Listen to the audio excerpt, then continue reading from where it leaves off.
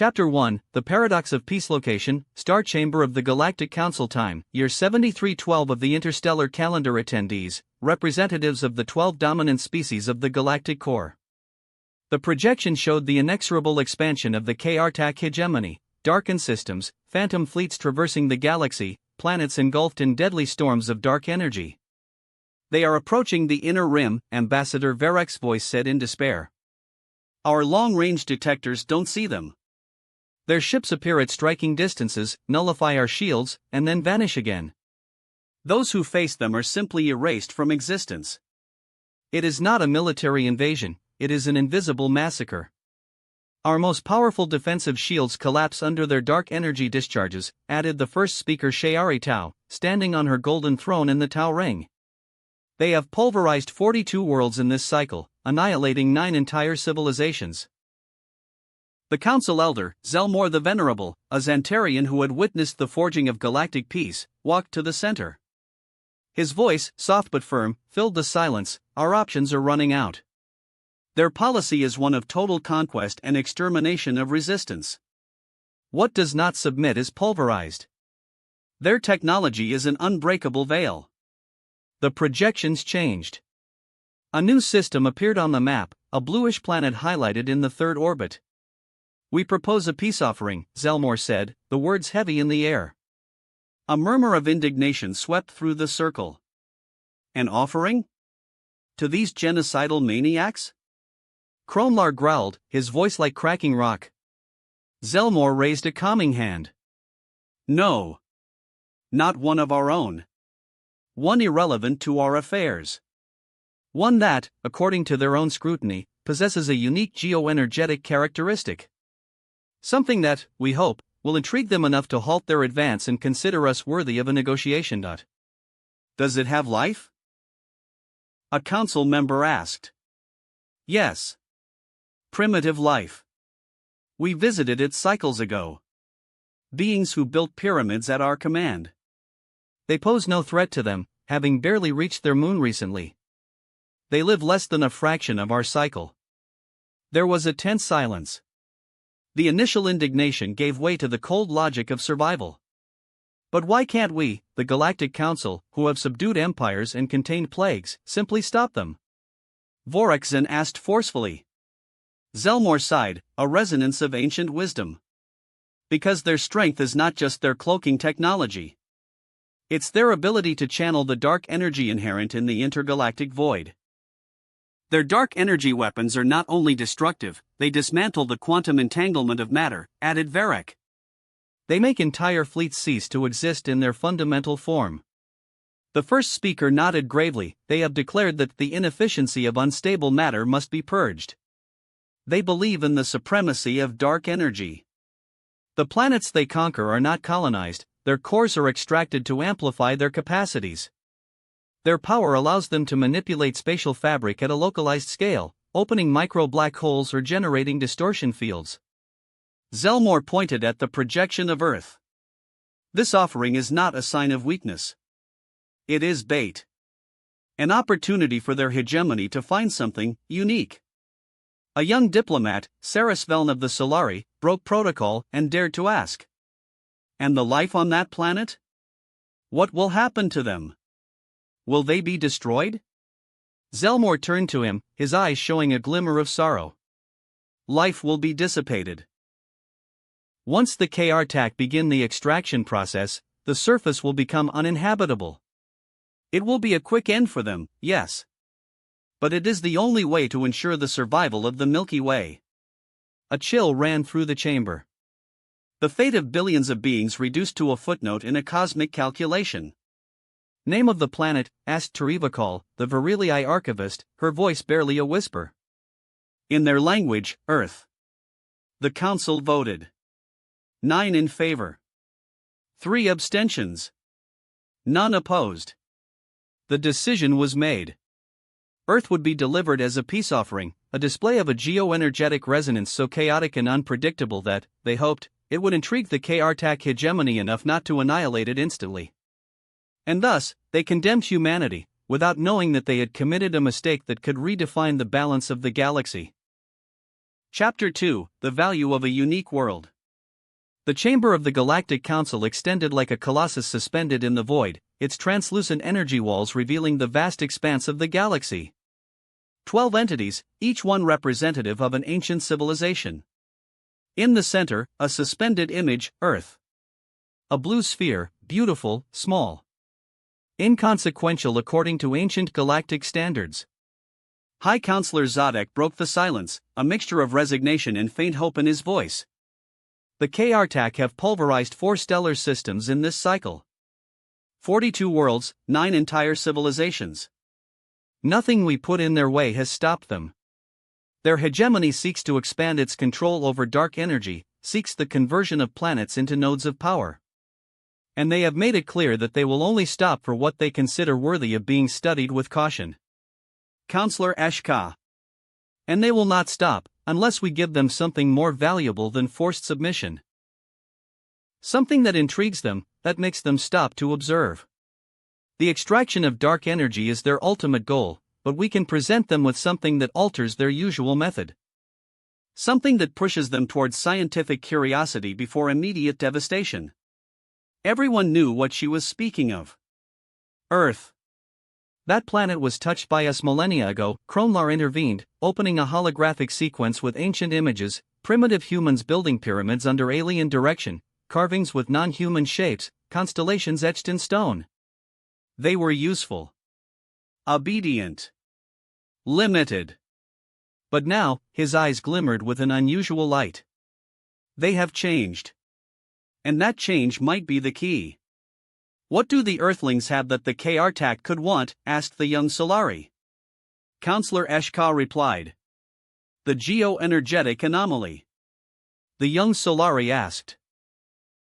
How can such a young and technologically inferior species be of interest to beings with military power capable of dematerializing entire fleets? HFY answered. It is not their defense capability that matters. It is the geo-energetic anomaly of their planet. The KRTAC seek worlds with unstable telluric flows, planetary cores rich in chaotic electromagnetic pulses which, for some reason, are ideal for amplification and extraction of dark energy. Most planets in the Milky Way have reached a state of geological equilibrium. Their cores are stable, their magnetic fields predictable. Earth is unique. Its core is not stable, it is a chaotic dynamo of molten magma and streams of metals in constant friction. Its magnetic field fluctuates unpredictably, undergoing periodic reversals that defy our understanding. The very crust of the Earth is fractured into tectonic plates that constantly move and collide, generating earthquakes and volcanic eruptions. All this instability, this chaotic and primal energy, creates a resonance that is rare and valuable for KRTAC technology. They live short lives, but they advance quickly, she added, referring to the Earthlings. And the most fascinating thing is that their very existence is intrinsically tied to this instability. Their civilization has flourished on a planet that should have been geologically inhospitable for complex life and in a constant state of change. It is this peculiar interaction between life and such a volatile planet that we believe intrigues the KRTAC. Not only because of the amount of dark energy it can produce, but because of the uniqueness of its fluctuation and the interaction of that fluctuation with organic life. It is a natural laboratory of what they seek. There was a reverent silence, a moment of deep reflection about the audacity of humanity in its insignificance. It was the same chaotic nature that the Council had despised, which now they offered as their only hope. Finally, Zadok spoke. We will give them Earth. It will be our offering. Its geo-energetic singularity, its seismic unpredictability, and the incredible resilience of the life it harbors will satiate their hunger for a time, but in a different way. Earth is a living laboratory of the unknown, an anomaly that the KRTAC hegemony, in its pursuit of dark energy, cannot ignore. They will be intrigued by the enigma of how such a chaotic planet can harbor life, and that will give us time to understand them, perhaps to find a weakness in their technology, or at least to force a negotiation before the entire Milky Way is reduced to a field of dark energy. Everyone knew that buying time was their only option. The hope was that scientific intrigue, not devastation, would be the first response of the KRTAC hegemony to Earth. But in the darkest corners of the chamber, in murmurs silenced by protocol, a doubt persisted. What if the Earthlings were not as fragile as they believed? What if their geological rarity and their own resilient nature were a double-edged sword, capable of frustrating those who tried to harvest it, or inspiring an unexpected resistance against the relentless hegemony? Chapter 3: The Deliberation of Emperor Xylar's High Command. Location: War Chambers of the Supreme Dreadnought Star Devourer, KRTAC Vanguard Fleet. Time: days after the Galactic Council's vote. The War Chambers of the Supreme Dreadnought were not a place of luxury, but of cold and efficient functionality. Large holographic screens displayed star maps and tactical projections.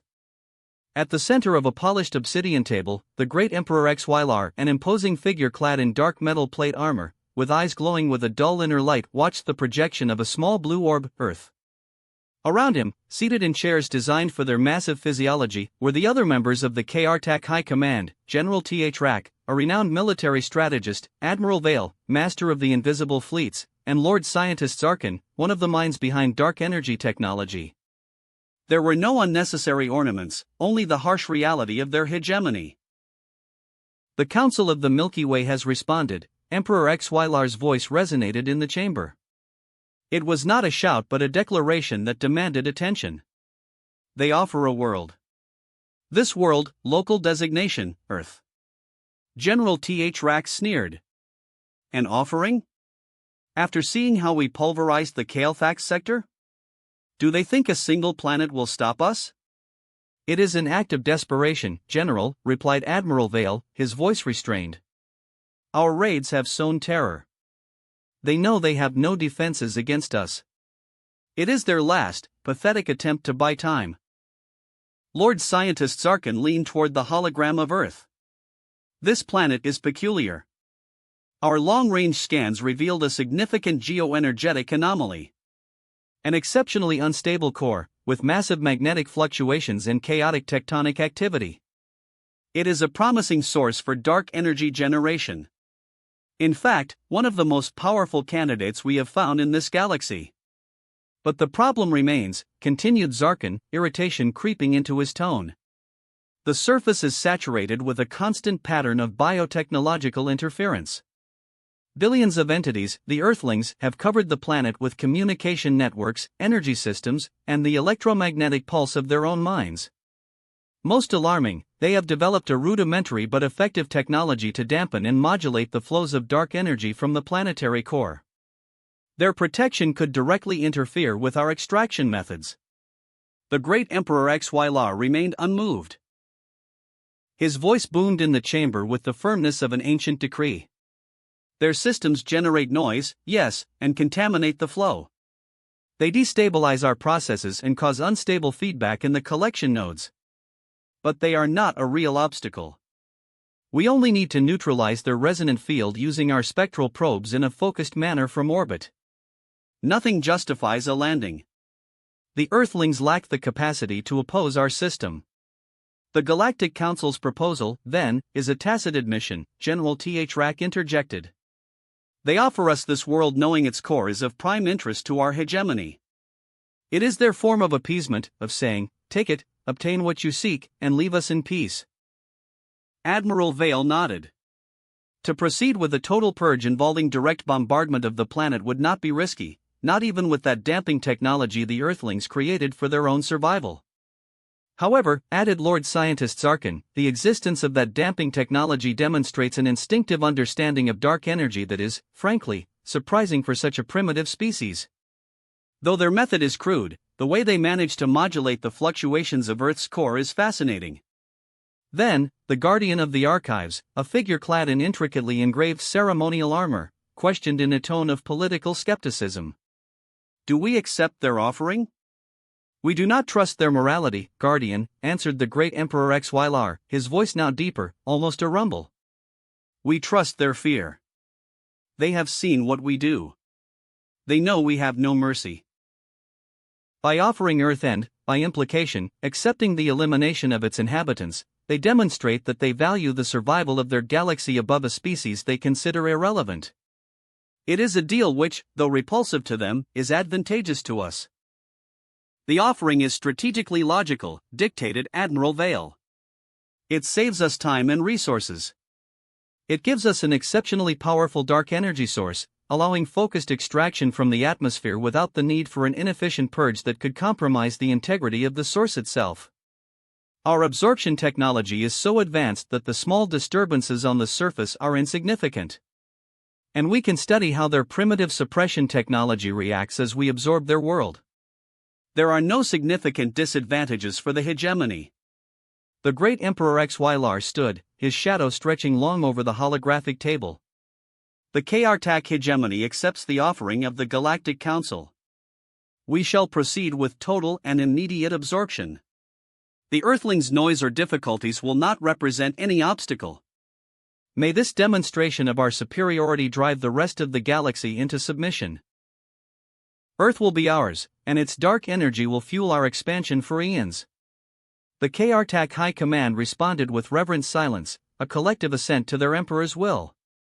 Earth, a small blue dot in the vastness, was now condemned by its own existence. The great machine of the hegemony was already moving, awaiting only the signal that their offering had been accepted. Chapter 4: The Vision of the Guardians of the Memory. Location: Central Hall of the Order of the Keepers, Archive of Eternal Stars, in orbit around Sirius. Time: a few days after the acceptance of the Galactic Council's offering. The Archive of Eternal Stars extended like a labyrinth of crystalline towers, illuminated by beams of pulsating light that recorded, unceasingly, the events of civilizations across thousands of years. Within the central chamber, where time itself seemed to flow more slowly, the Keepers gathered, beings who had renounced politics and armies to dedicate themselves exclusively to the preservation of truth. Their leader, Master Elian, an ancient figure whose face reflected the serenity of millennia of observation, raised his hand. Before him, the image of Earth hovered, projected over the starry void. "The Council has made its decision," Elian said, his voice solemn, carrying an echo that resonated in the crystalline walls. "Earth has been offered to the KRTAC hegemony." The votes were cast, and with 9 in favor, 3 abstentions, and none opposed, humanity has been condemned without their knowledge. Murmurs of discontent ran through the chamber. The Keepers, although not a political body, had witnessed countless atrocities committed in the name of survival, but this decision struck a deeper chord. "They have delivered them," whispered one of the younger Keepers. "A species that still looks at the stars with wonder, that has not yet reached interstellar travel, they have condemned them without even allowing them the dignity of choice." Another Keeper, Seraphis, interjected, his tone sharp. "It is not the first time the Council has sacrificed a younger race for the greater good. But the difference here is the anomaly. Earth is not just another planet with primitive life. Its core, its energy, its chaos, are unique. The KRTAC will not only devour it, they will study it. And in their study, they might find what they have never had before, an enigma beyond their total domination." Master Elian nodded gravely. "Indeed. The Keepers are not warriors. We are not to interfere directly in the course of history. But we must preserve the memory of this decision, of this betrayal, so that when the time comes, the truth may not be erased." A silence fell, heavy, as if the very archive mourned the fate of Earth. Then, one of the most senior Keepers, Yorin, leaned forward. "There is something else we must not forget. Humanity is not like other races.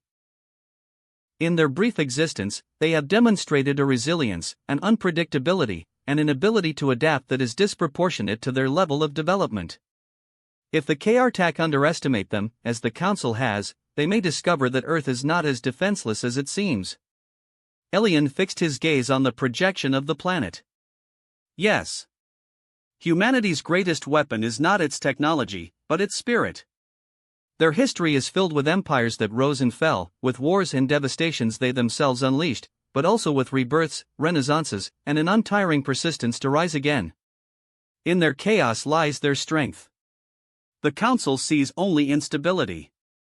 The KRTAC see only energy to extract. But we know that instability is a forge. And that sometimes, from the most chaotic of worlds, the greatest resistances are born." The chamber filled with a subtle light, as if the archive itself recognized the weight of those words. Let it be recorded, then, Elian concluded, that when the galaxy delivered Earth to the KR-TAC, there were voices that foresaw something more. That the fate of this small, fragile world might not be annihilation, but the beginning of a change neither the Council nor the hegemony ever anticipated. The keepers bowed their heads, sealing with their silence the prophecy unspoken, that Earth, condemned by the powerful, could become the spark that would ignite the forgotten secret of the universe. Chapter 5, The Countdown. Location, Stellar Chamber of the Galactic Council. Time, minutes after the previous dialogue. The silence in the stellar chamber was heavier now, a weight pressing on each of the galactic leaders. The conversation with the KR-TAC had left them not only with the decision to condemn a world, but with the bitter revelation of their own blindness. It is done, the voice of High Counselor Zadek, the Xantari, resonated with raw honesty. We have delivered Earth. The KR-TAC have accepted it. But the Lord Scientist of the hegemony was not lying about that biotechnological interference. For them, Earth is not a simple resource, it is a source of chaotic dark energy, full of noise. The issue now is not our mistake, said Ambassador Kronlar. The question is, what is our next move? What will we do with the time we have gained, if indeed we have gained any? Counselor Lyra activated a tactical projection, and a flashing red dot, the KR-TAC fleet, appeared approaching Earth. Our latest readings indicate that the vanguard of the hegemony is only 3 days away. Their advance is relentless. Zelmore exclaimed, with palpable disbelief. 3 days? That is but a breath. We barely have time to digest this revelation. 3 days is what we have to analyze the situation, Zadek affirmed with a gravity that chilled the air. The KR-TAC expect the cleansing of Earth to take place. For them, that means the end of all life and technology on the surface. And if that cleansing does not occur, or worse, if that terrestrial interference proves stronger than they anticipate. Archivist Crane, moving with unusual urgency, intervened. Counselor, I have been reviewing the discarded records on Earth. There are sporadic mentions of anomalous seismic events and, crucially, of counter-frequency waves emanating from the planet's surface. At the time, we considered them minor geological phenomena or primitive technology of no importance. But now, with what we know from the KR-TAC about the modulation of dark energy,